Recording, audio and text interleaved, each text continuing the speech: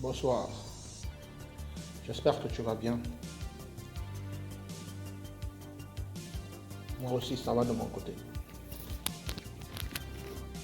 Alors ce soir, je viens comme d'habitude, après un moment de travail, partager avec toi qui me suis certaines expériences de la vie.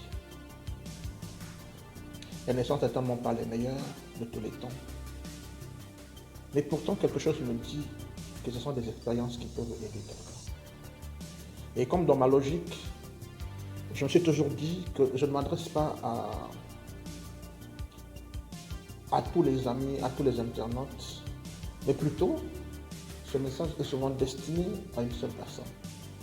Et c'est la personne qui se trouve le plus dans le besoin, à qui je destine souvent ces instants de partage, ces instants de prise de conscience, ces instants d'interpellation. Voilà ce que j'essaie de faire.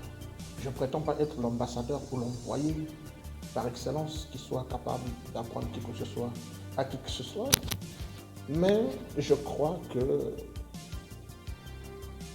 il y a forcément quelqu'un quelque part qui attend d'écouter certaines paroles qui lui permettraient de se remettre en question, qui lui permettraient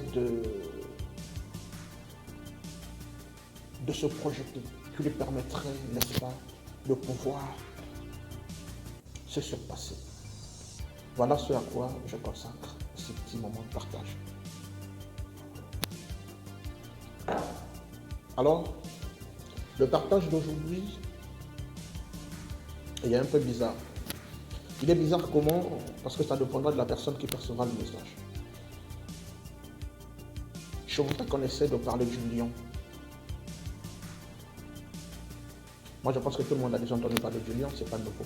Alors, que fait le lion le matin lorsqu'il se réveille? Quel est l'objectif du lion? Eh bien, le lion, quand il se réveille, son objectif premier, c'est d'aller chasser. Lorsqu'il se réveille, son objectif, avant tout, c'est d'aller chasser. Parce qu'il comprend que seul en chassant, qu'il peut s'attraper une proie.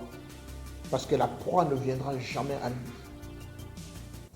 Et il comprend l'importance d'une proie dans son quotidien parce qu'il doit vivre chaque jour.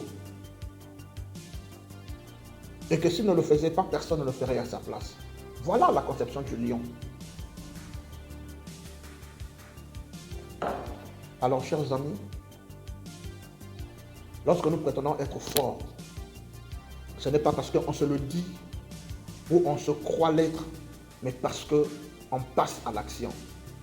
Parce qu'on pose les actes qui prouvent effectivement que nous sommes des lions, que nous sommes des chasseurs. A contrario, ceux qui ne chassent pas et qui bercent l'illusion d'être chasseurs, ce sont simplement des personnes qui risqueront, bien sûr s'ils ne se réveillent pas très tôt, d'être bientôt surpris par la vie. J'ai dit tout à l'heure que je n'étais pas une sorte de prophète, mais je suis quelqu'un qui a appris au fil du temps de lire les événements, apprendre à lire les temps ainsi que le changement de certains mouvements. Aujourd'hui, l'humanité tout entière est en train de traverser une crise sans précédent. Nous avions déjà une crise économique qui vient se coupler à la crise sanitaire. Les entreprises sont fermées, les activités paralysées, la situation de l'emploi au niveau de l'Afrique ne fait que prendre de l'ampleur, la démographie ne fait que flamber. Et quand j'essaie de faire ma lecture de ce qu'est de l'Afrique et de sa jeunesse d'ici 2030-2040, c'est simplement catastrophique. Voilà pourquoi je viens te dire, toi qui es jeune, toi qui me suis, excuse-moi de te parler franchement, à quoi consacres-tu ton temps? Est-ce que tu penses que l'heure est encore à l'attentisme? Est-ce que tu crois que l'heure est encore à l'attente que le gouvernement vienne créer une sorte de formule magique pour employer toutes les personnes qui se retrouvent en chômage aujourd'hui pour que toi, tu prennes la décision de faire de ta vie quelque chose de beaucoup plus considérable que celle qu'elle est aujourd'hui. Pardonnez-moi, je ne généralise pas ici. Je parle des personnes qui attendent que le changement vienne. J'aimerais simplement dire à ces personnes que le changement que tu attends devra d'abord commencer à l'intérieur de toi-même. C'est seul lorsque tu parviendras à changer ton intérieur, alors que ton extérieur changera.